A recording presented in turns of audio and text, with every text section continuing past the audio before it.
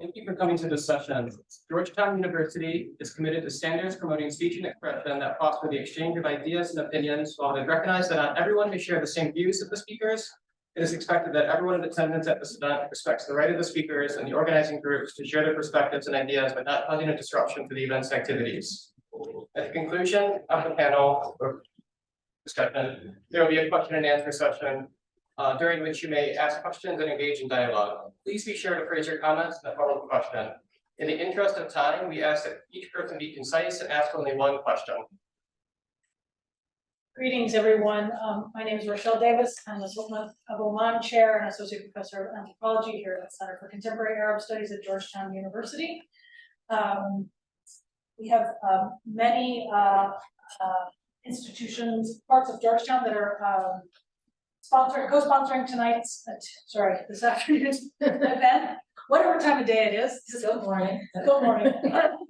Our 11 a.m. event today. This is in partnership with the Department of Arabic and Islamic Studies, the Culture and Politics program, and I think ACMCU, is that right? The Al-Walid Center for Christian Muslim Understanding.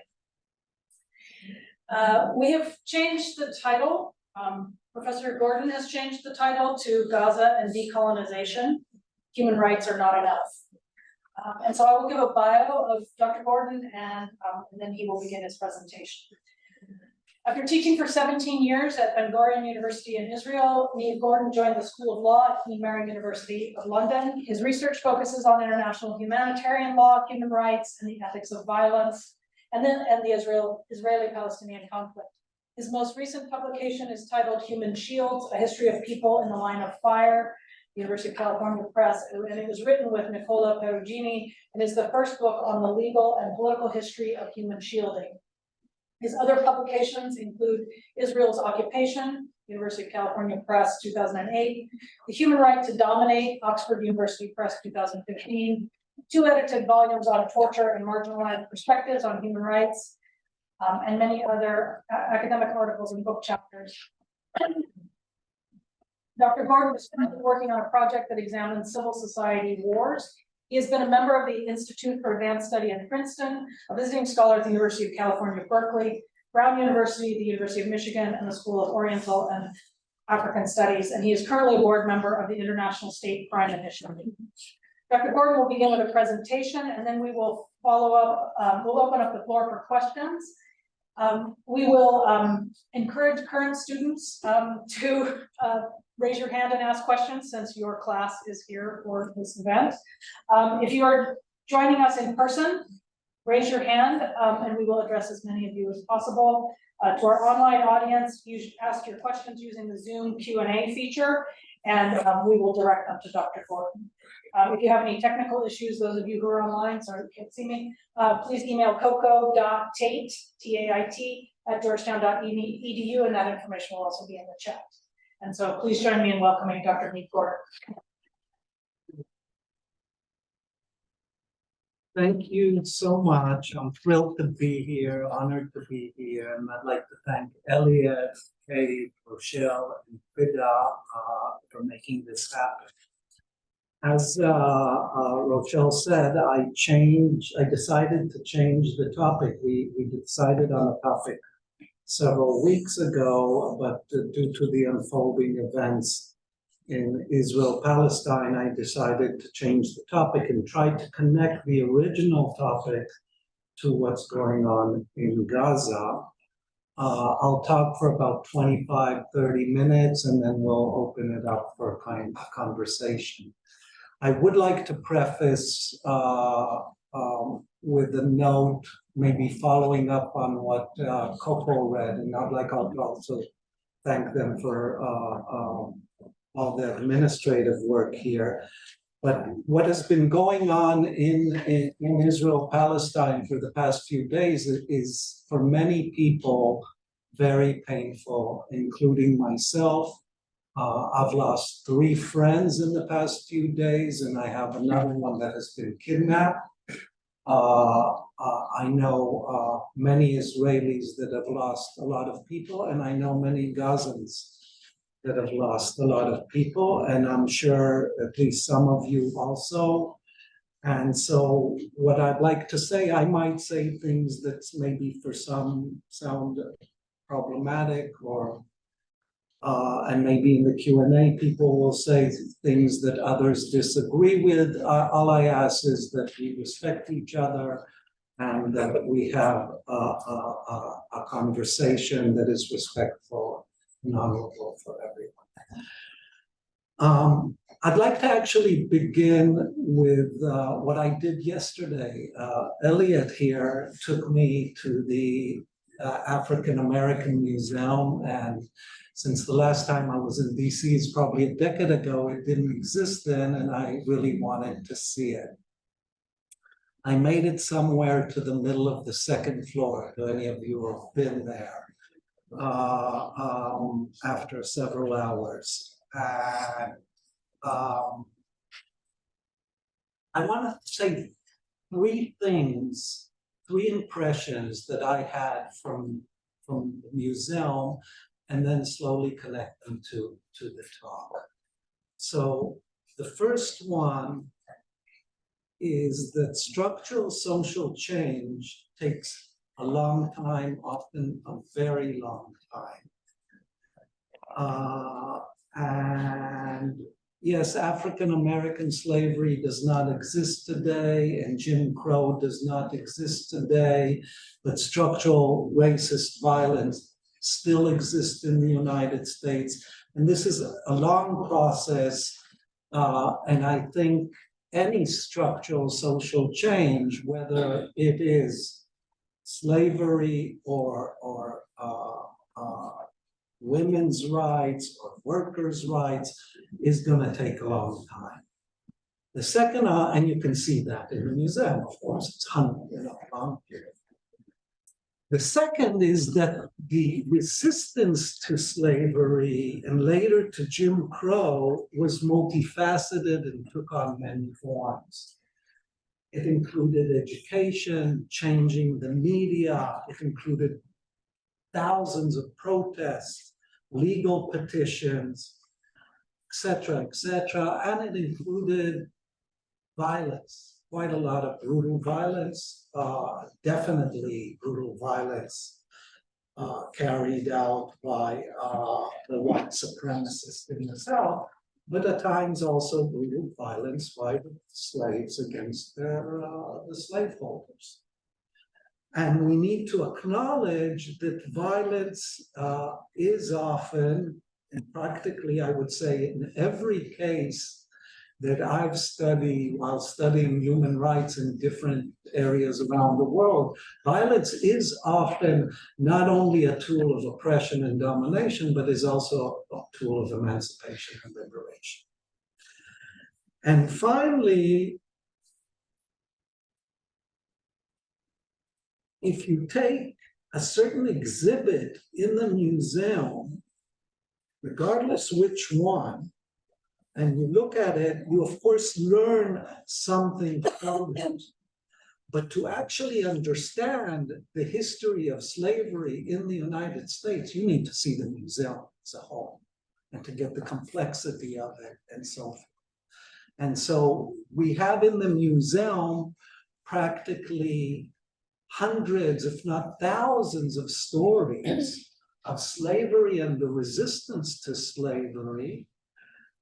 And together they give us a picture that the particular event won't give us, okay? So those are kind of the three observations that I took away yesterday from the African American History Museum.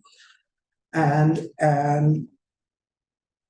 I also think that these three takeaways run like a thread connecting different historical forms of oppression and resistance to oppression for emancipation. And like I said, you can see them in the right to vote, or the woman's right to vote. There was a lot of violence. You can see it definitely in workers' struggles, and for sure in decolonial struggles. Now, What I'd like to get to today, hopefully towards the end of my conversation, is the most, I think, difficult question when one talks about struggles for emancipation, and that's the question of violence. I had once a student that wrote a dissertation about nonviolence and how how NGOs kind of circulate the idea of nonviolence as a strategy for social change, and that often nonviolence is not enough. That was the claim. But then when you say, okay, if nonviolence is not enough and you need violence, what kind of violence and what is violence and how can we contend with that violence? And that is the issue I want to try to get to today. And I would like to preface everything again before I begin that the paradigm under which I study Israel-Palestine, and I've been studying Israel-Palestine for the past 2 decades, is what's called the settler colonial paradigm. And I also think that that paradigm works together. It's not mutually exclusive as it is often said to be, but works together with the kind of national liberation paradigm.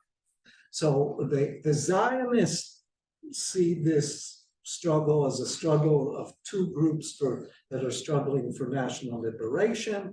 Most of the Palestinians today would see it as a settler colonial paradigm. And I think actually these are not mutually exclusive and they work together and they tell us something about the situation.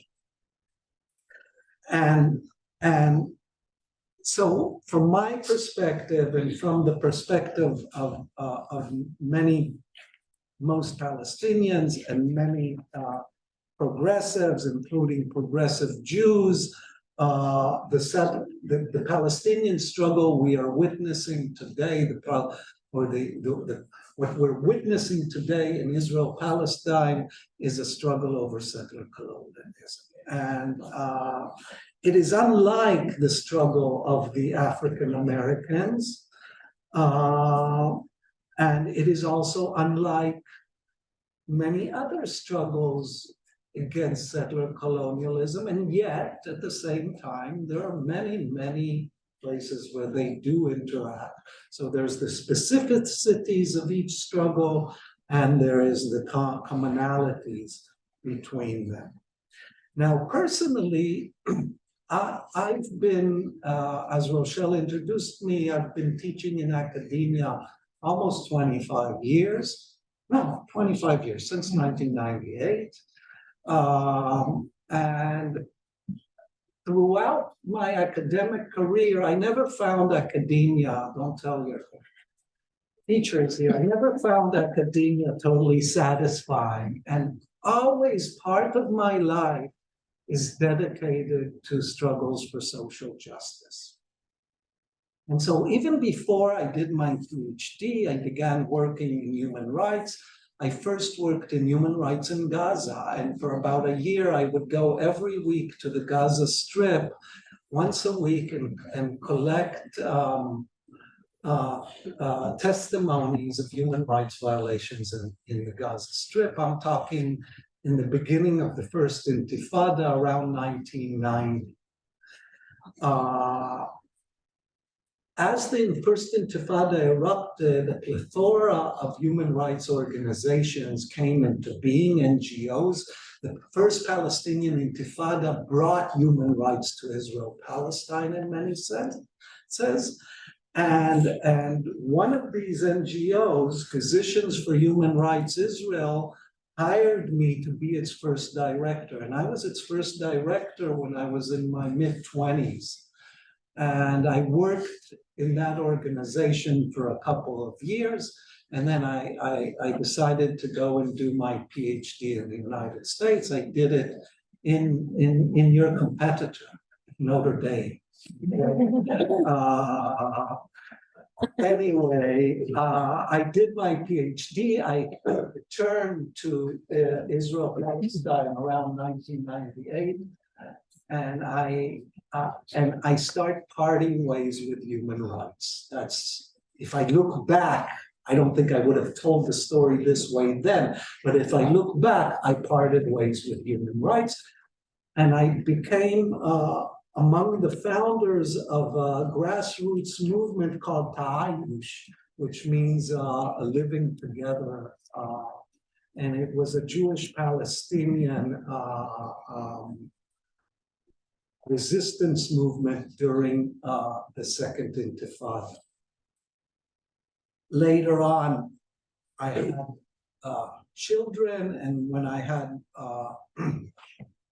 our first child, we looked at the education system in Israel, and although there are no Jim Crow laws that says that education must be segregated, but due to the geographical distribution of the population in Israel, Palestine, 99% of school children are segregated, as in, if you're Jewish, you study in a Jewish school. If you're a Palestinian citizen of Israel, you study in a Palestinian school, and they are basically desegregated.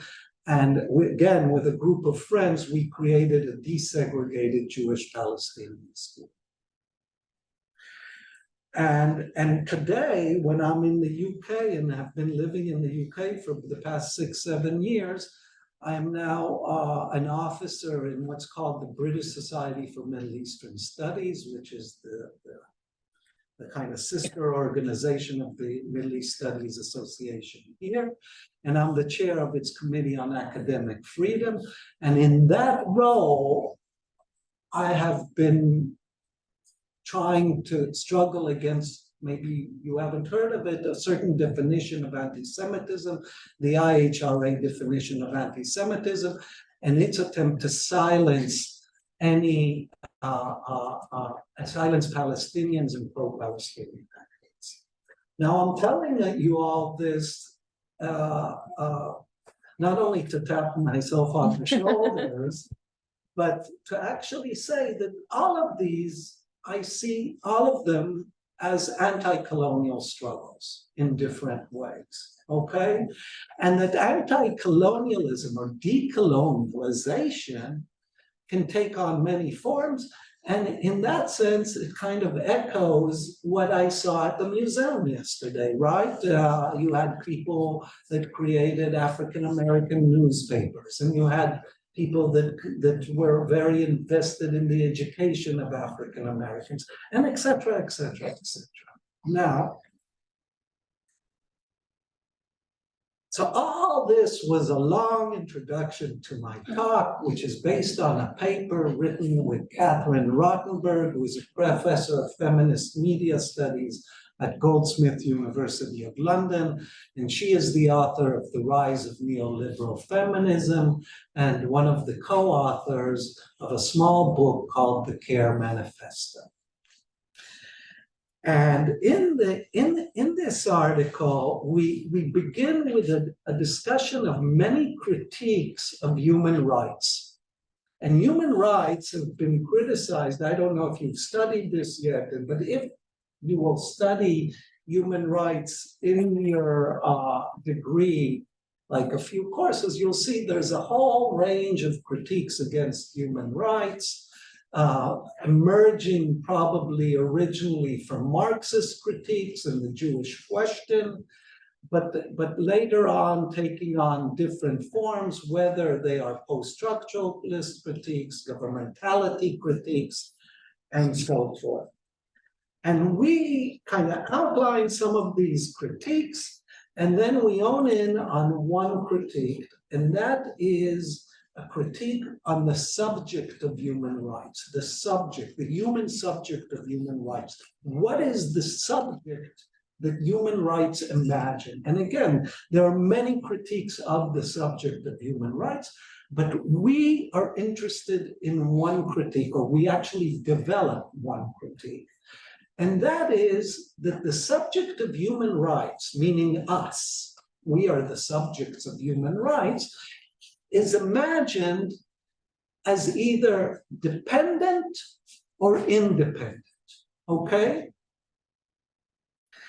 And the subject of human rights that is dependent, and this comes to human rights from the liberal tradition, it's not an invention of human rights, and in the liberal tradition, the dependent subject of human rights is imagined in racialized terms, in gender terms, in class terms, and is coded basically as bad. This is something you want to get out of dependency, and you want to become independent, while the independent subject is associated with the white male usually, and is coded as good, okay?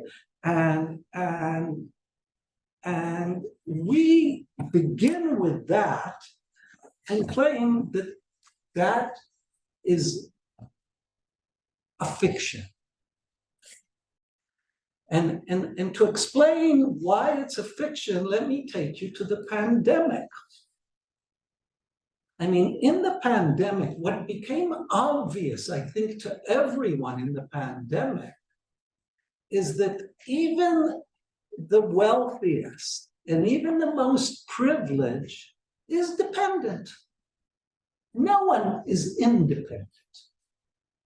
And that the foundational human condition is interdependence, is a relation of interdependence. Now, the way we understand, and then we looked, and there's a whole literature on interdependency in the literature of care ethics. Because what they say in the care ethics is that interdependency is the foundational relationship. So we read the care ethics literature, spent a lot of time reading it, and they constantly talk about interdependency, but not a single one defines it, not a single one theorizes it and explains what interdependency means. And then we turn to Audre Lorde and to Judith Butler to try to understand what is the meaning of interdependency. And so, I don't know, probably some of you have read Lorde's The Master's Tools, right? And in there, she says, and I quote, interdependency between women is the way to a freedom which allows the I to be, not in order to be used, but in order to be creative. This is the difference between the passive be and the active be, okay? So for Lorde, interdependency is the condition of possibility of all subjects, because any active being is always already formed through interdependence. Simply put, it is impossible to imagine any form of human agency that is not interdependent, because our ability to act in the world depends on a whole host of others, both human and non-human, okay? Now, our concept of interdependency is informed by what would call the major scholar of care ethics, Joan Tronto's notion of caring with, which I quote, is a democratic process by which citizens are able to care with their fellow citizens. But we reroute it through Lorde and through Butler. And in Butler's work on precariousness, she understands interdependency as a social and economic condition that precedes as well as underpins our ability to sustain ourselves as individual subjects in the world. So basically what Butler is saying, instead of quoting her, I'll try to say it in simpler terms. It's basically that subjecthood, our individuation, our understanding of ourselves as individuals, as subject, is already constituted through intersubjective relations, interdependent relations. And so the whole notion of the subject, there is no subject before interdependence. While in the care ethics, there are subjects that are interdependent, okay? So we claim that there is no subject that is interdependent, and this is going to become very important for my analysis.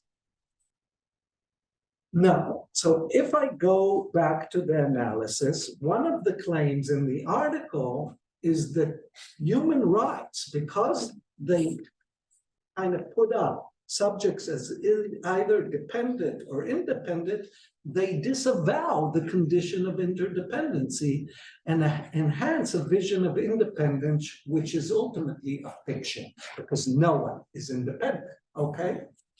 By sharp contrast, a politics of care, which is what we are advocating for, emerges from an avowal of our interdependencies, but also it acknowledges that interdependency can take on many forms, some of which can be violent, oppressive, and exploitative. The master and the slave are, after all, in an interdependent relation. Without the slave, the master is not a master. So the master, by definition of the word, is never independent. Okay, and the master is also the sign of independence for liberal thought. So in that sense, if we take this seriously, what I've just said, our struggle is not a struggle for independence. We should not struggle for independence. That is not our struggle. But our struggle should be, what it actually should be, is a struggle to alter the social relations that produce oppressive forms of interdependency. The task is not about trying to overcome interdependency, but rather to affirm relations of interdependency that are informed by care, both for the human and for the non-human alike. Now, the people in Gaza and the Palestinians more generally, and the Israelis, are also in a relation of interdependency.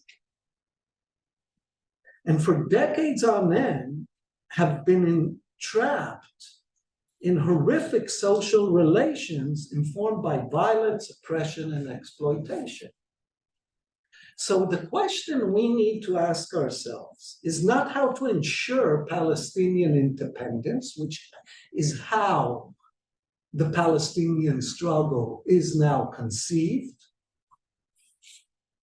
but if Palestinian independence is a fiction circulated by, among other things, the language of human rights and the notion of sovereignty as the supreme authority, which is also a notion of independence, then we need to radically change directions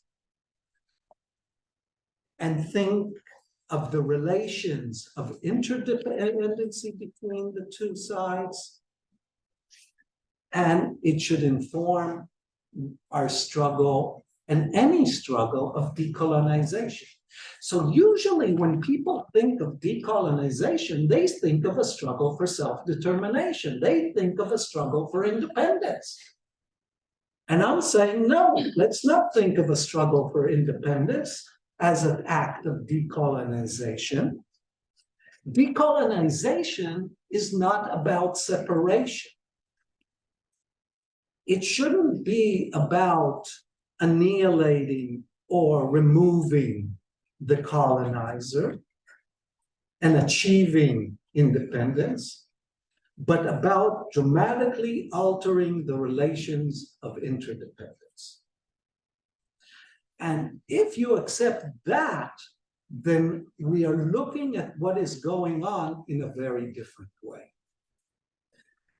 It begins from an understanding that Israelis and Palestinians are bound together, and that separation, which is what the sides are now advocating, I would say, can be accomplished only through genocidal elimination. And in many ways, it was accomplished in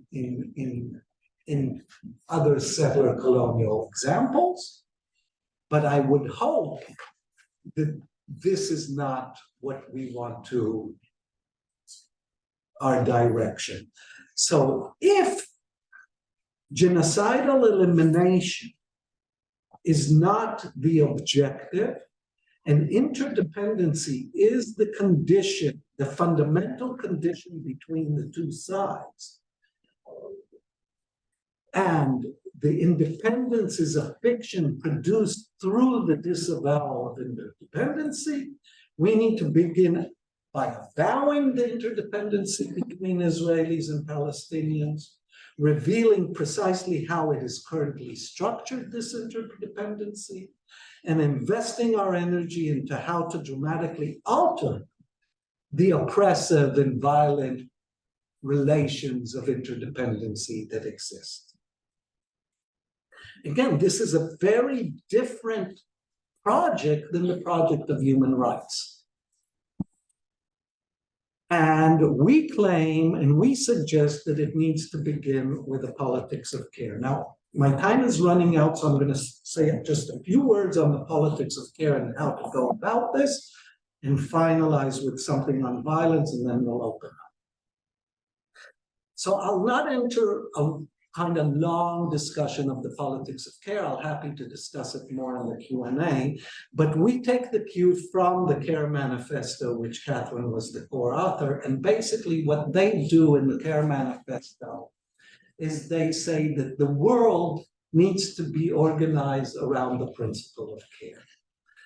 And what they do is they divide the world into scales, beginning from the most intimate scale of interpersonal relationships, and then our relationship with our community, our relationship with the state, our relationship with the climate, with the economy, and finally our relationship with the planet. Okay, so it's a kind of scalar analysis, and basically saying on each level, what we need to do, the principle of organization of the relations within that level, and then between the different levels, has to be based on creating caring relations of interdependency.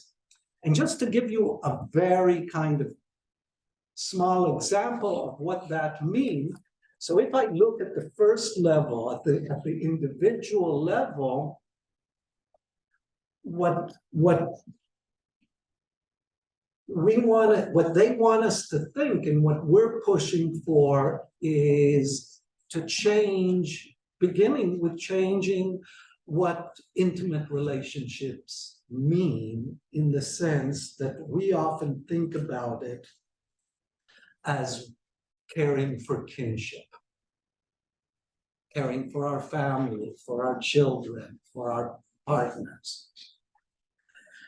And here, what I'd like to advocate, and what the Care Manifesto advocates, is a notion of promiscuous kinship, okay? Where kinship is not only, where there's different models of kinship, and we take this from the Black Panthers and the Young Lords that introduced survival programs, including clothing and food drives and introduction of free community health clinics, which were perceived as a form of defense against domestic warfare, but also building blocks for a more just societies. These forms of communal kinship were further articulated in the gay liberation movement during the AIDS crisis. where the activist Douglas Cripp highlighted the notion, and he developed the notion of promiscuous kinship, which he understood not in the sense of casual or indifferent, but to describe the experimental ways that gay men were intimate with and cared for other during the AIDS epidemic. So I'm really out of time in this sense. I'm going to jump up to the last. I can answer a bit more about what a politics of care is, but it is trying to create the relationships of interdependency to make them caring rather than violent or oppressive, and to change the way we think of them. Now, finally, I want to go back to the question of violence. And I'm not going to give you an answer on the question of violence, but I want to just gesture towards something. And there's a great interview with Tarek Bakouni in the New Yorker that both Libby and Elliot sent me this morning. And Tarek is a neighbor in London.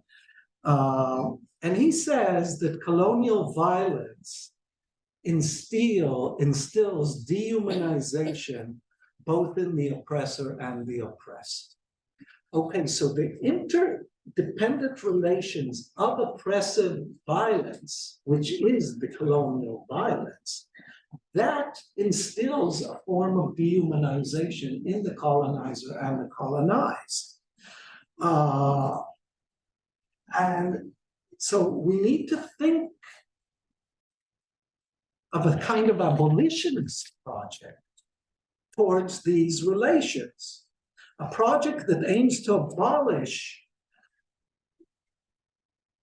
oppressive interdependent relations, not in order to enhance a form of independence, but to dramatically alter the relation of interdependence in order to transform them into caring relations. Can violence play a role in this project? I think that at times it will have to. But violence too must have an objective of outside it. Violence is never an end in itself.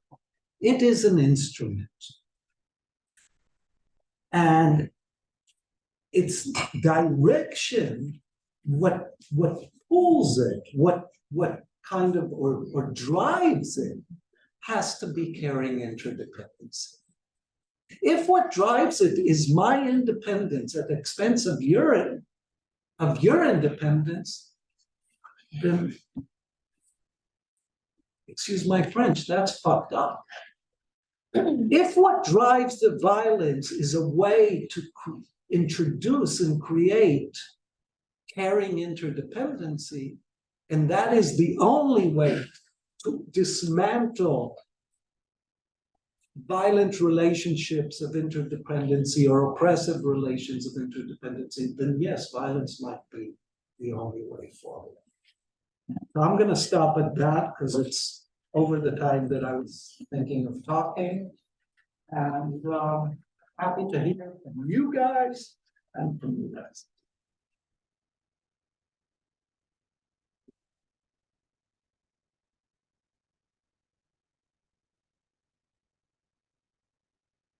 Well, we can let the students start. That's great.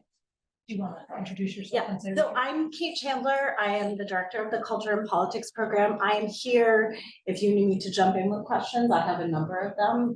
I'm really excited about this talk, and I'm really excited about the provocation to think with these ideas and to really imagine what this practice of care looks like and how it helps us to reimagine decolonial relations. So, Gabby, you want to start? Yeah. So this morning I read an article about Bill Ackerman, the CEO, calling on Harvard and NYU law to release the names of students who signed on to, however you want to characterize that letter. I'm sure you're familiar.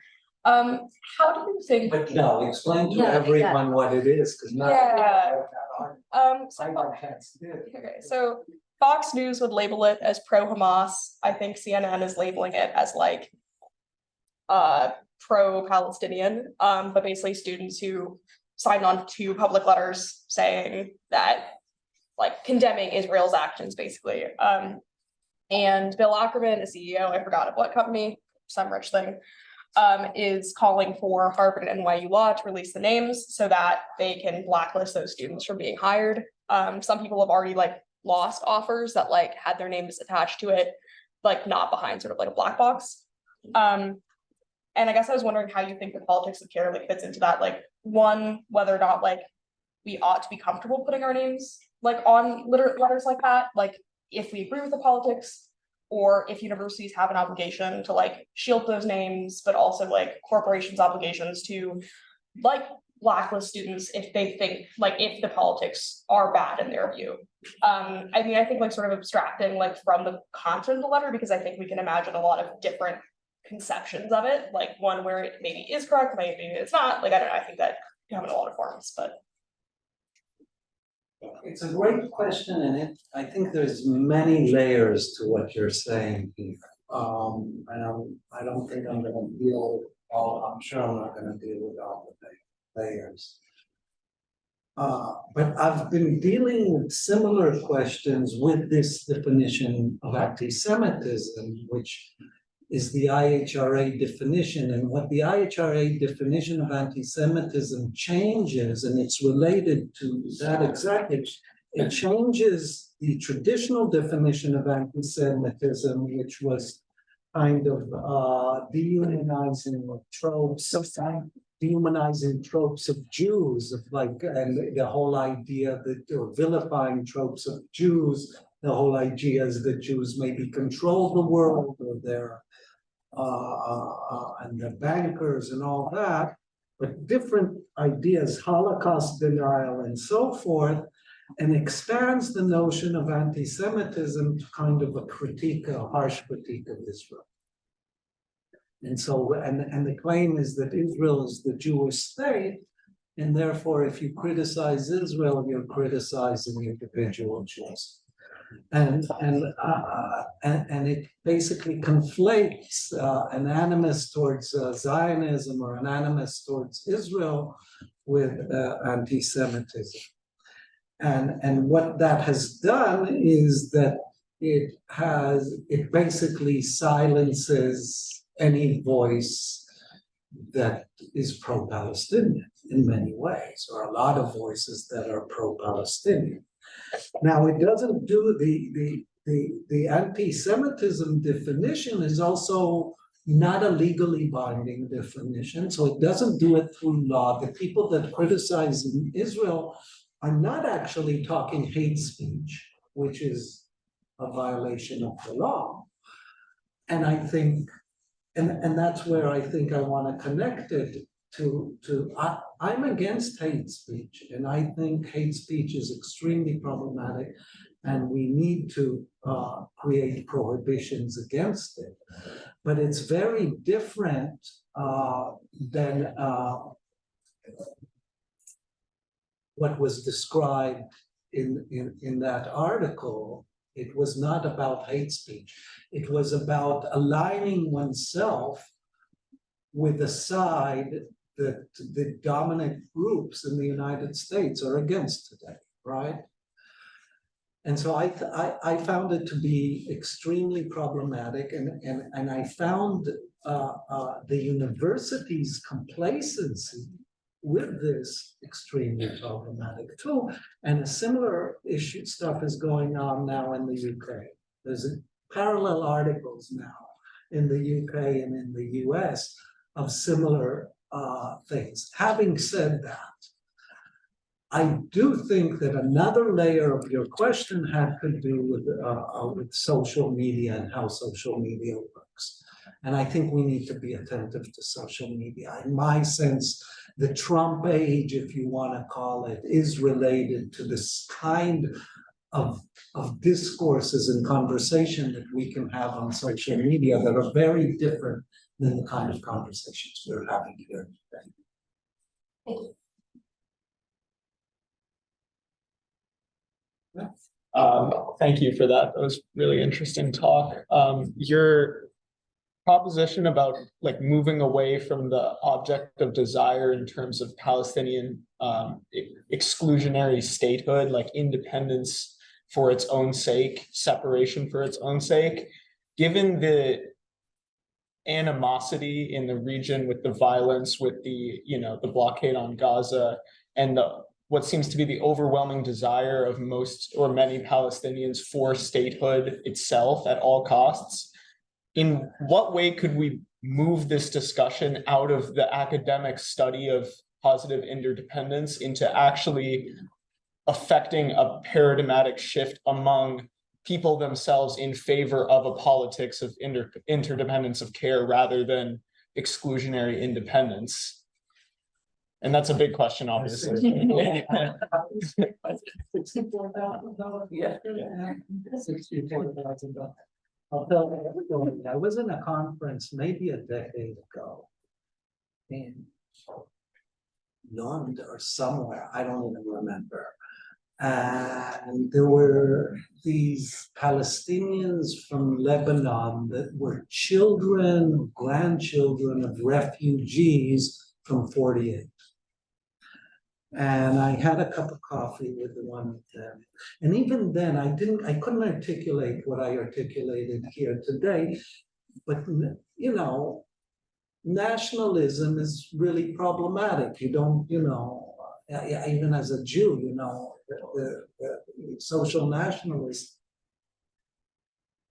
the German Nazis, and he was this nationalist, and I said to him, nationalism is really problematic. And he says, yeah, it's easy for you to say because you've gone through independence, and now you're telling us that we have to give this up before we got it. Okay? So just to kind of maybe, underscore your question. And so I think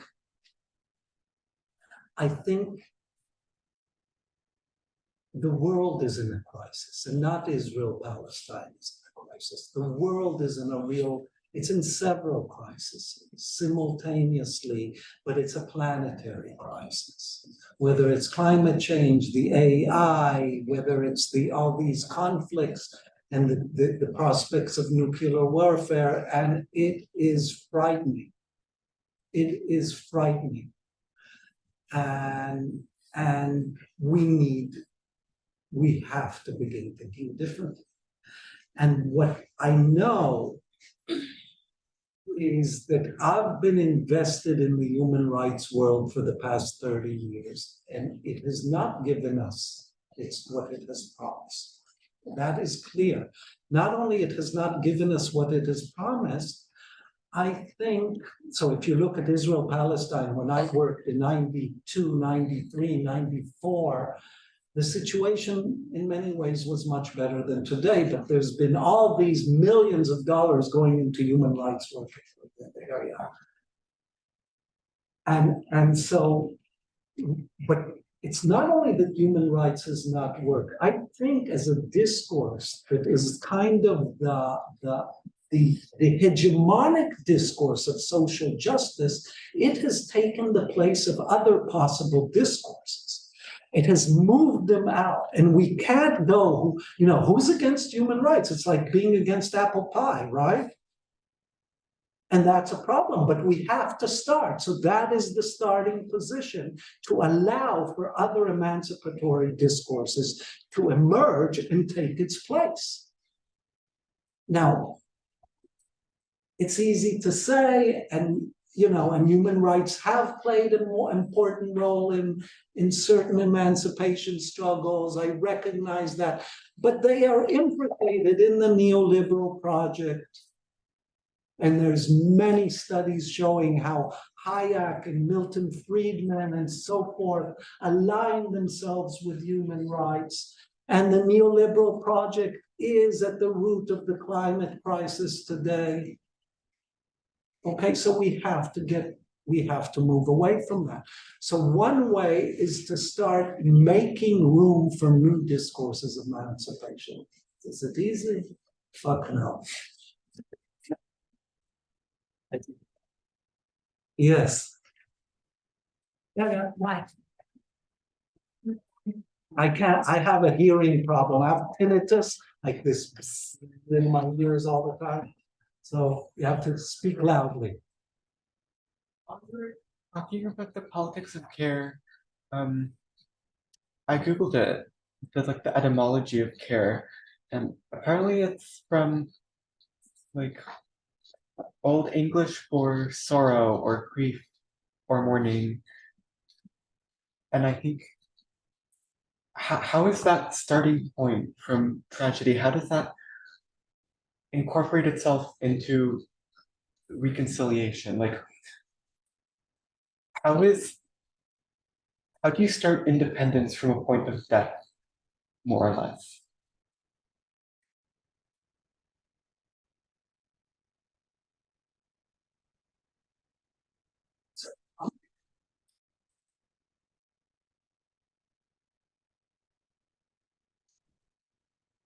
I have a PhD student now whose work is on the kidnapping of dead bodies.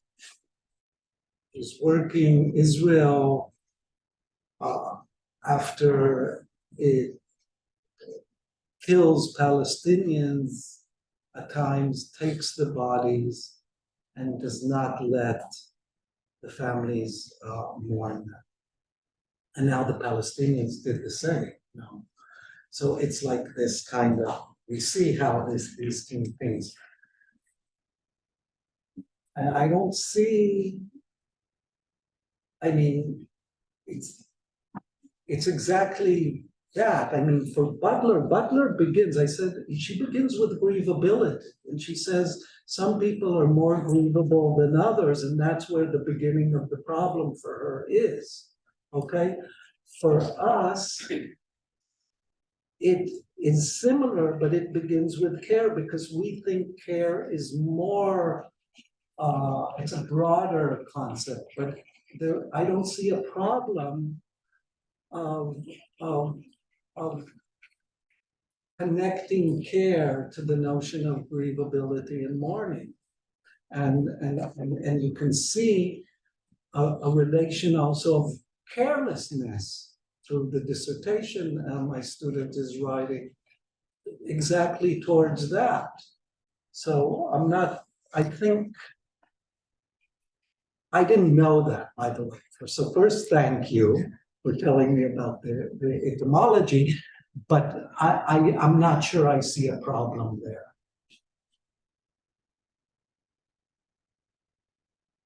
I think another really interesting connection between grievability and care, which ties to this idea of human rights and violence as well, has to do with the question of vulnerability versus not vulnerability or being invulnerable, and the ways in which military discourses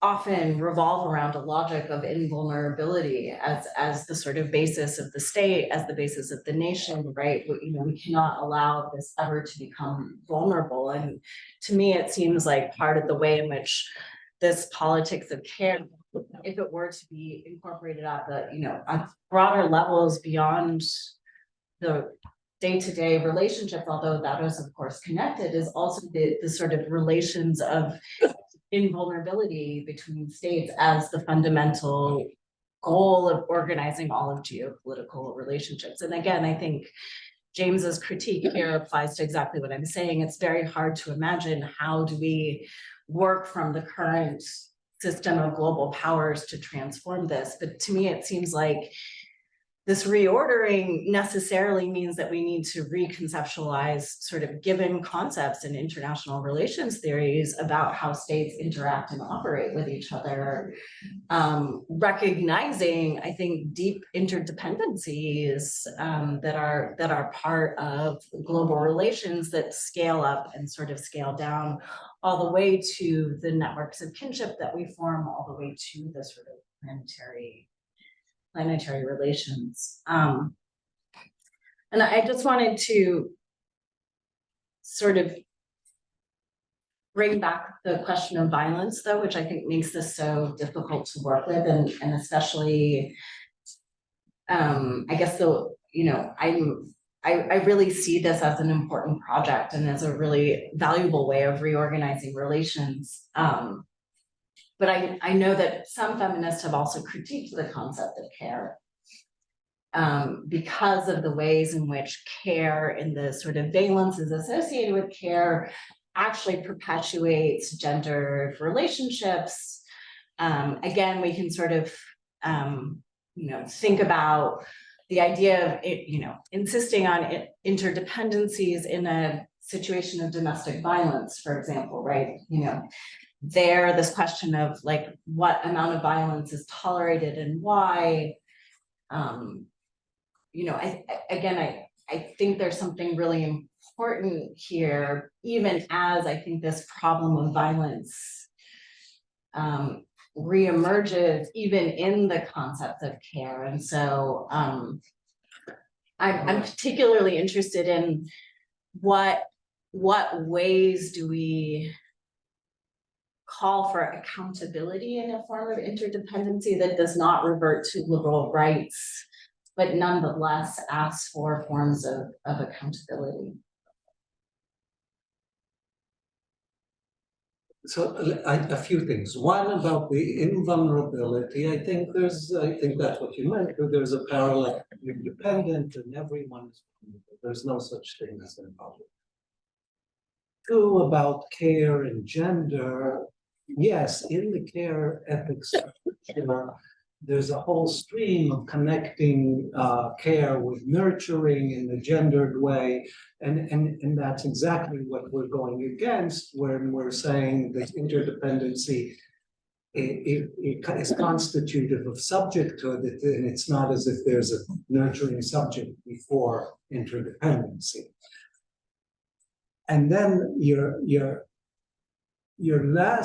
your actual question was, remind me? The question of sort of violence, especially domestic violence, right? And how does violence, right, trouble this form of interdependency? There's a sort of articulation here, right? So interdependency can easily be a relationship of violence.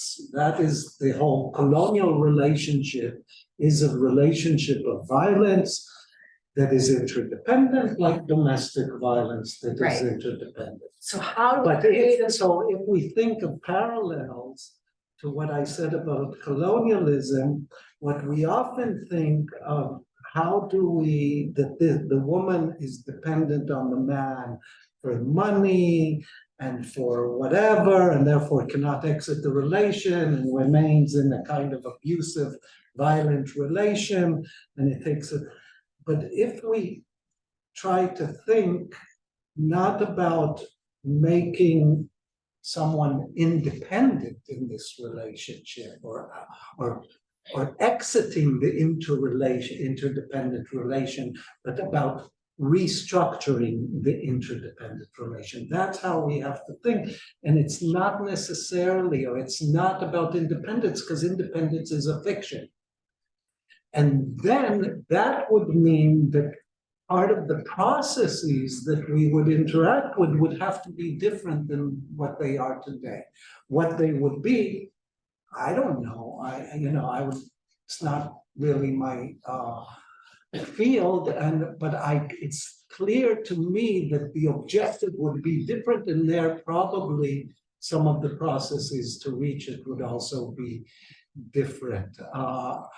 And we have to think of how to create caring forms of interdependency. That's all. It's easy to say. It's difficult to do, I recognize, but it's a guide. It's a gesture. A good divorce. Is this Right. potential model, right? Again, where it's not the sort of. Right, and you see different models of divorce, and we have many friends that have undergone divorce in very different models, right? And also there's more and more models of couples relationship, or not even couples. It can be more than couples, right?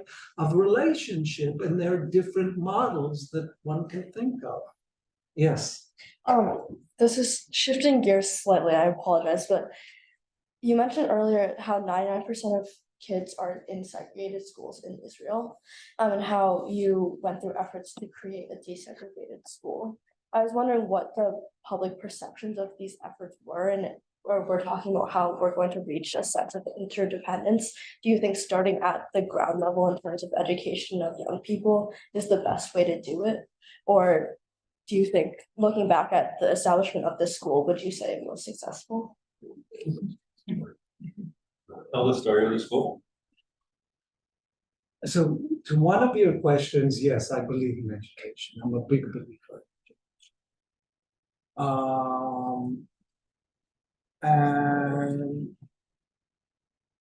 And the story, I invested 10 years of my life to this school. And the story of the school is a hard story, a long story, and it's a hard story, and it's not. It had a lot of moments of joy and excitement and beauty, but it also had a lot of moments of despair and devastation. And so the model of the school was that we bring 50% Jews, 50% Palestinians to every classroom. Every classroom has 2 teachers. One speaks Hebrew, one speaks Arabic. There's no translation. And so basically the children will learn the languages of the other and study. And then we all, because we had 2 teachers in a classroom, and Israeli education and most education in the West now is learning for the exam, we said we have another resource, we have another teacher in the classroom, so let's use it. And we tried to create what's called project-based learning. Basically, that you're studying through creating projects. And the project-based learning worked well with the whole ideology, because then you're working together, Jews and Palestinians, on a project, and that's a kind of working together, Jews and Palestinians, is an interdependent project of decolonization, right? So it's beautiful when I say it, and yet it doesn't really work. It didn't really work. And it didn't really work. I mean, the school still exists, and it's and so forth. I left 7 years ago, but it didn't really work in terms of language. All the Palestinians knew Hebrew, the Jews didn't learn Arabic, because Arabic is the language in Israel, which is the Jews are hegemonic, is the language of the enemy. And who wants to learn the language of the enemy, unless you're going to intelligence services? And then it didn't, so in that sense, it failed. But it failed also, but I don't know if fail is the wrong word, erase that. It's a story. It's a story like the stories in the African American Museum, that that creates an alternative to what exists. And maybe, I think, if this alternative would have been reproduced 100 times or 1,000 times, it would have, but to be a lone island or 2,000 Israeli students out of 2 million study in those schools, you know, it's very difficult to succeed. And so if I look today at the graduates of that school, which was a primary school, and then they went on to a segregated high school, the Jewish graduates are almost all now wearing military fatigue and on the borders of Gaza. So for me, that's a failure. But it's because they were thrown in from the school back to the segregated school that gives them all their privileges and tells them if you act in this way, these privileges will be sustained as Jews. But it does offer an alternative. Hey, Jews and Palestinians can study together and it's fine. And you don't need genocidal violence.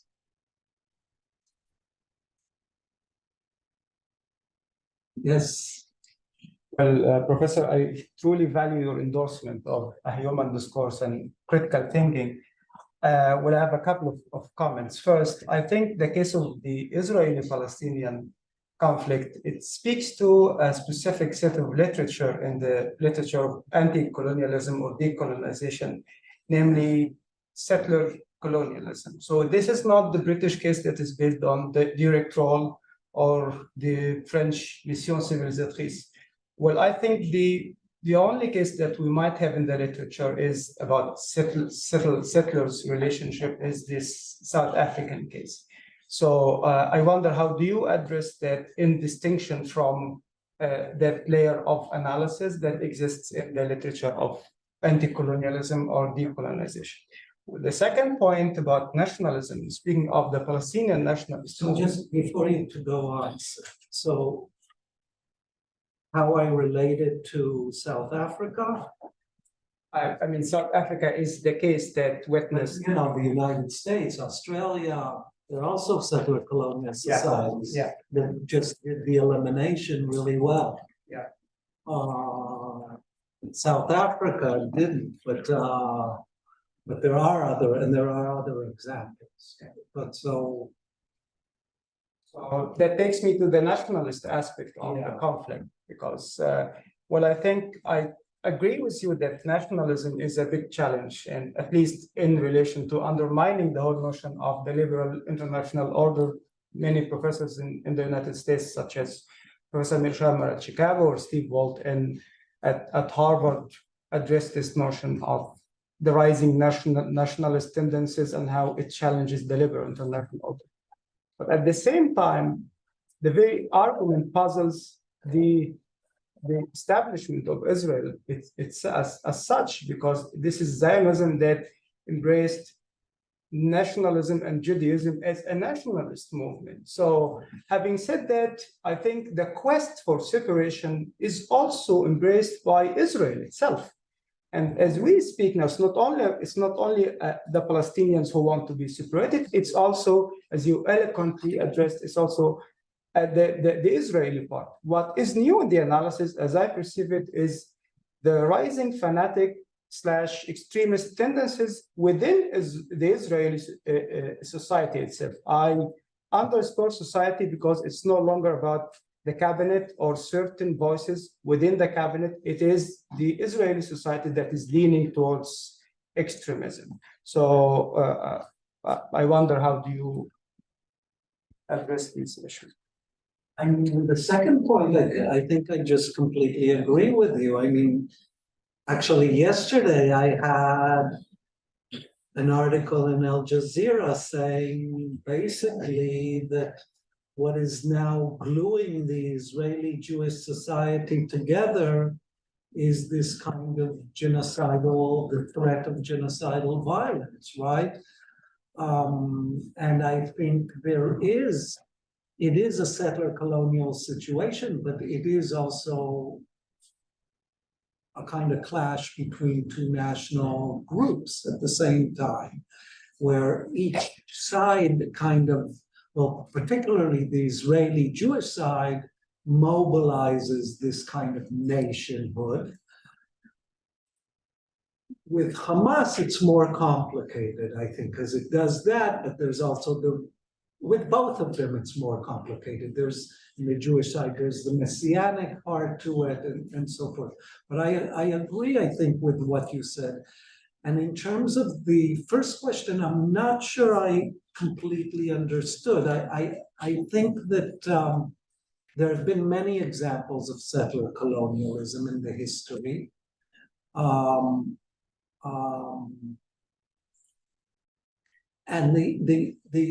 the settler colonialism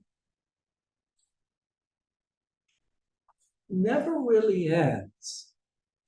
Because the remains, because it is an eliminationist project, but there's always remains. So you can see, for example, in the 1967 war, there were 135,000 basically Syrians living on the Golan Heights. At the end of the war, there were 5,000. And then what Israel did is right after the war, it went in and destroyed all their villages of 135,000 people. Should we end? No, they're just questions online. Just end with this? And yet